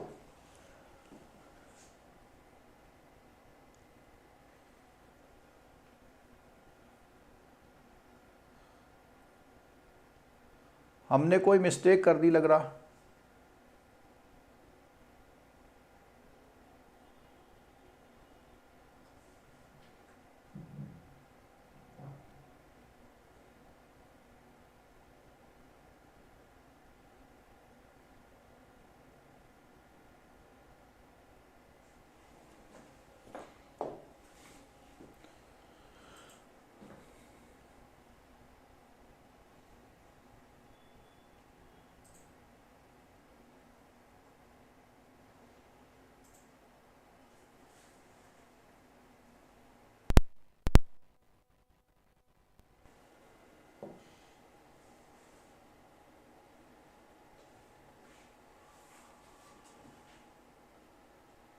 अच्छा, माइनस में मिस्टेक कर दी यहाँ पे। ये यहाँ एक मिस्टेक हो रखी है, यहाँ पे 2 आएगा। देखिए इन दोनों को ऐड करेंगे तो 2 आएगा यहाँ पे, 2। तो यहाँ पे 2 आएगा, तो यहाँ पे 2.72 कितना हो गया? 2.72। और उनका आंसर कितना आ रहा है? 2.72। हमारा 2.725 आ रहा है, इनका आंसर आ रहा है 2.72। तो ये केवल राउंड ऑफ का है। क्लियर हो गया? चलो एक बार रिविजिट करते हैं इस क्वेश्चन को। जितना टोटल आपका लोन है उसको दो पार्टों में डिवाइड कर लीजिए, सिक्योर्ड और अनसिक्योर्ड। सिक्योर्ड में जो सिक्योरिटी का ध्यान रखना, ये लिखा होना चाहिए रियलाइजेबल सिक्योरिटी। ठीक है, दूसरा पार्ट है 8.5 के जितना भी गारंटी कवर है वो हटा दीजिए, 6.375 या 6.38 है। उसके बाद जो रिमेनिंग पार्ट है इस पार्ट के दो पार्ट हो गए, इससे हमें कोई मतलब नहीं होता है क्योंकि ये ईसीजीसी से कवर मिलने वाला, इसके अगेंस्ट में कोई भी प्रोविजन नहीं होता। यही क्वेश्चन अगर सब स्टैंडर्ड वाला होता, यही क्वेश्चन अगर सब स्टैंडर्ड वाला होता तो आप इसको भी लेते, तो आप इसको भी क्या मानते, अनसिक्योर्ड मानते। ठीक है, इसमें 40% का प्रोविजन किया तो 0.60 लाख आ गया, और इसमें 100% किया तो इतना आ गया, उसके अकॉर्डिंग ही। अभी क्या है, कई बच्चे जो है जो पुराने वाले उनके पास मॉक टेस्ट या पुराने किसी कोचिंग के नोट्स वगैरह है, तो उनसे जो वो लोग कर रहे हैं,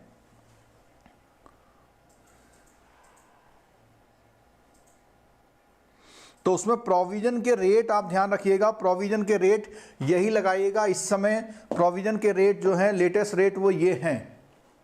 ठीक है, तो दो न्यूमेरिकल मैंने करा दिए, आप बाकी करके देखिएगा, क्वेरी कर सकते हैं जो है। अब इसके अलावा इस चैप्टर में जो एक इंपॉर्टेंट चीज जो लास्ट रह गई है, एक्सेलरेटेड प्रोविजन क्या है, एक्सेलरेटेड प्रोविजन क्या है उसके बारे में देख लीजिए जरा।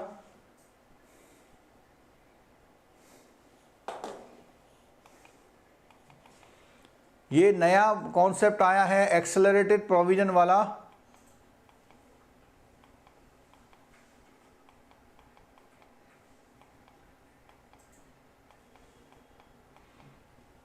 जेआईबी की बुक में नहीं है, ये जेआईबी की बुक में एक्सेलरेटेड प्रोविजन का नहीं है।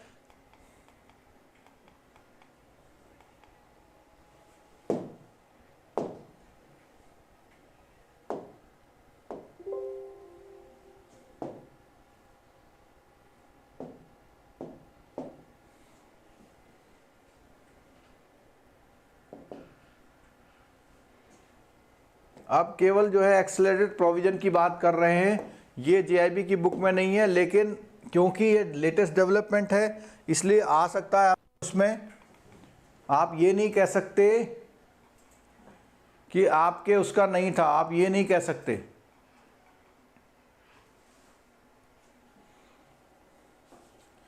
आज की इस क्लास का लास्ट टॉपिक कवर हो रहा है क्रिलिक। आज का उसका लास्ट वो कवर हो रहा है क्रिलिक क्या है। कुछ बच्चों ने पूछा भी था, लेकिन आज को कवर तो करना ही था हमको। तो ये लास्ट क्रिलिक क्या है, क्रिलिक के बारे में समझ लीजिए। बहुत छोटी सी बात बताऊंगा, एकदम से समझ में आ जाएगा।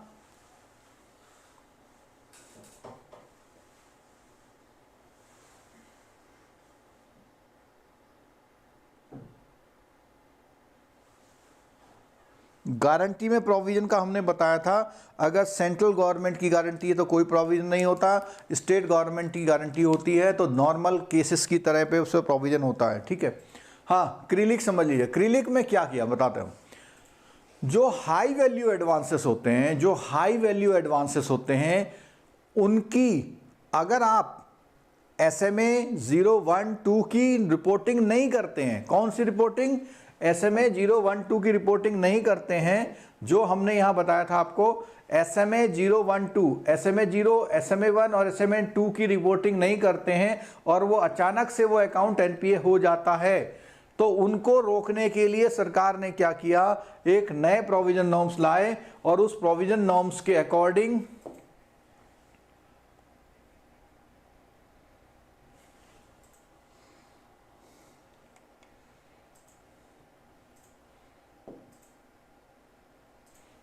हाँ, उस प्रोविजन नॉर्म्स के अकॉर्डिंग क्या किया, देखिए यहां पे आरबीआई सेटअप क्या, सेंट्रल रिपोजिटरी इंफॉर्मेशन। आरबीआई ने क्या करी, central repository information on large credit. तो क्रिलिक की फुल फॉर्म ये हो गई, central repository of information on large credit to collect, store and disseminate credit data of land to lenders. यानी औरों को, बैंकों को पता लग जाए कि भैया इसमें कुछ गड़बड़ है, और बैंकों को ये मालूम हो जाए कि इसमें कुछ गड़बड़ है। उस गड़बड़ से बचने के लिए, उस गड़बड़ से बचने के लिए आरबीआई ने क्या किया, एक रिपोजिटरी बना दी। रिपोजिटरी का मतलब होता है डेटा को स्टोर करने वाला एक जगह।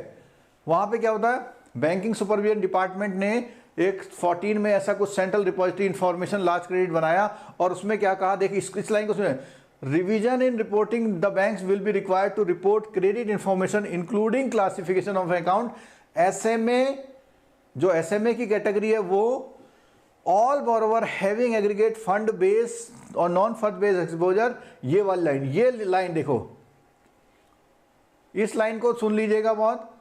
क्या बोला उसने कि 50 मिलियंस एंड अबव, तो इसमें हम ऐसे लिखेंगे ये 5 करोड़, 5 करोड़ और उससे बड़े जो भी एडवांसेस हैं उसमें आप SMA की रिपोर्टिंग नहीं करते हैं तो आपको प्रोविजन और बढ़ा के करना है, तो प्रोविजन आपको और बढ़ा के करना है। तो इसका सिंपल कॉन्सेप्ट ये है, और इसके जो चार्ट है वो चार्ट में देखते हैं, ये इसका चार्ट है, ये इसका चार्ट है। देखिए इस चार्ट को समझ लीजिए आप, ये पूरा चार्ट है, इस चार्ट को समझिए, चार्ट क्या कह रहा है। मैं इसको एक्सप्लेन भी कर देता हूं आपको।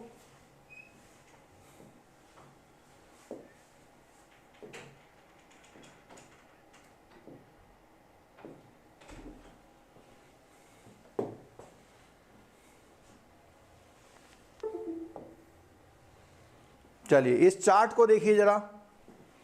इस चार्ट में ये बोला गया है अगर आपका 5 करोड़ और उससे ऊपर का अकाउंट है तो आपकी जो नॉर्मल प्रोविजनिंग है उससे एक्सेलरेटेड करनी है, ज़्यादा करनी है, यानी आपने उस खतरे को छुपा लिया कुछ समय के लिए। तो इसमें क्या प्रोविजनिंग देखो, सब स्टैंडर्ड अकाउंट में 6 महीने तक की प्रोविजनिंग 15 रहेगी और इधर भी 15 रहेगी, यानी इसमें कोई चेंज नहीं। लेकिन कोई आपका सब स्टैंडर्ड अकाउंट यानी कि NPA अकाउंट 6 महीने से 1 साल तक का हो गया है तो उस पर प्रोविजनिंग यहां पर नए रूल के हिसाब से 25 हो जाएगी, नए रूल के हिसाब से 25 हो जाएगी। तो मैं यहां पे आपको ये लिख के दिखाता हूं, 15 से 25 हो जाएगी। और अगर आपका कोई अकाउंट है जो अदर देन इंफ्रास्ट्रक्चर लोन है, अदर देन इंफ्रास्ट्रक्चर लोन है, तो उसमें शुरुआत से ही आपका 25% हो जाएगा और इंफ्रास्ट्रक्चर लोन के लिए क्या हो जाएगा 20%। कौन से वाले पार्ट में, अनसिक्योर्ड। तो अनसिक्योर्ड वाले पार्ट में शुरू से ही जो 25 था उसका 25 ही रहेगा, लेकिन इंफ्रास्ट्रक्चर लोन में वो 25 की जगह 20 हो जाएगा। और अगर 6 महीने से ज़्यादा, यानी ये वाली कैटेगरी जो है, ये सेम कैटेगरी, ये वाली, ये कैटेगरी और ये कैटेगरी दोनों 6 महीने से ऊपर वाली हैं, ये सिक्योर्ड वाली है, ये अनसिक्योर्ड वाली है। उस केस में ये प्रोविजन 25 और 40, ये ध्यान रखिएगा, यहाँ पे 40 हो गया है, इसको ध्यान रखिएगा, ये 40 हो गया है। कहाँ पे, रिवाइज एक्सेलरेटेड प्रोविजनिंग में 40 हो गया है। तो जो हम वो दिखा रहे थे 15 और 25, तो वह 25 की जगह कितना हो जाएगा, अनसिक्योर्ड पोर्शन के लिए 40 हो जाएगा। ठीक है। डाउटफुल में देखिए, डाउटफुल में क्या था कि पहले 25 था पहली कैटेगरी में, उसको कहां कर दिया है 40, किसमें, एक्सेलरेटेड वाली में, और 100 से कितना कर दिया गया है 100, वो जो 100 है वो तो 100 ही रहेगा, यानी ये सारी कैटेगरी 100 पर आ गई है। तो इस चार्ट को आप समझ लीजिएगा, इससे हमारा एक्सेलरेटेड प्रोविजनिंग का वो आ गया, और हमने ये बिल्कुल साफ साफ बता दिया है कि एक्सेलरेटेड प्रोविजनिंग उन अकाउंट में होगी जो 5 करोड़ या उससे ऊपर है और जिसमें SMA की रिपोर्टिंग नहीं हुई है। अगर SMA की रिपोर्टिंग आप पहले से कर रहे हैं तो इसका मतलब ये मान रहे हैं कि आप बिल्कुल सही इंफॉर्मेशन दे रहे हैं। और दूसरा वाला जो बैंक है वो उसको फाइनेंसिंग करने से पहले देख लेगा कि भैया जब सिविल निकालेगा तो उसमें SMA 0 आ रहा तो उसमें वो नहीं करेगा।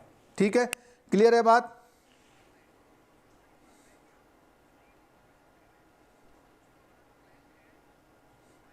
SMA की रिपोर्टिंग किस फॉर्म नंबर में की जाएगी। देखिए SMA की रिपोर्टिंग जब आपका NPA का जो रिपोर्टिंग होती है, ऑनलाइन रिपोर्टिंग, जो जैसे सिविल क्या बोलते हैं उसको, किसी बैंक में उसको MIS रिपोर्ट बोलते हैं। सिविल को जो रिपोर्ट जाती है उसमें ये सारी इंफॉर्मेशन इस तरह की जब जाएगी SMA 0, तो यहाँ उन्होंने बोला हुआ है कि एक सेंट्रल रिपोजिटरी बनाई है।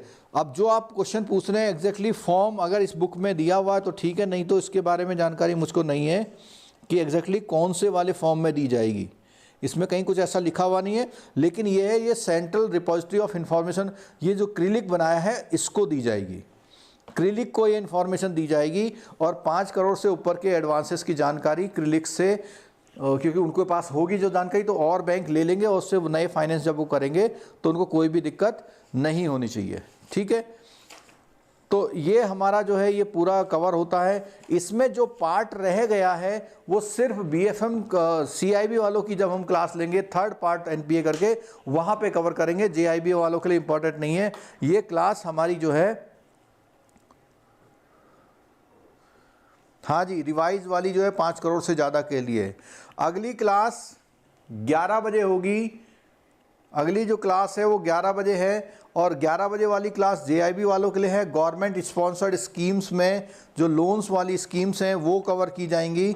B मॉड्यूल लगभग हमारा आज शायद ख़त्म हो जाएगा, कल से हम C मॉड्यूल पे जाएंगे।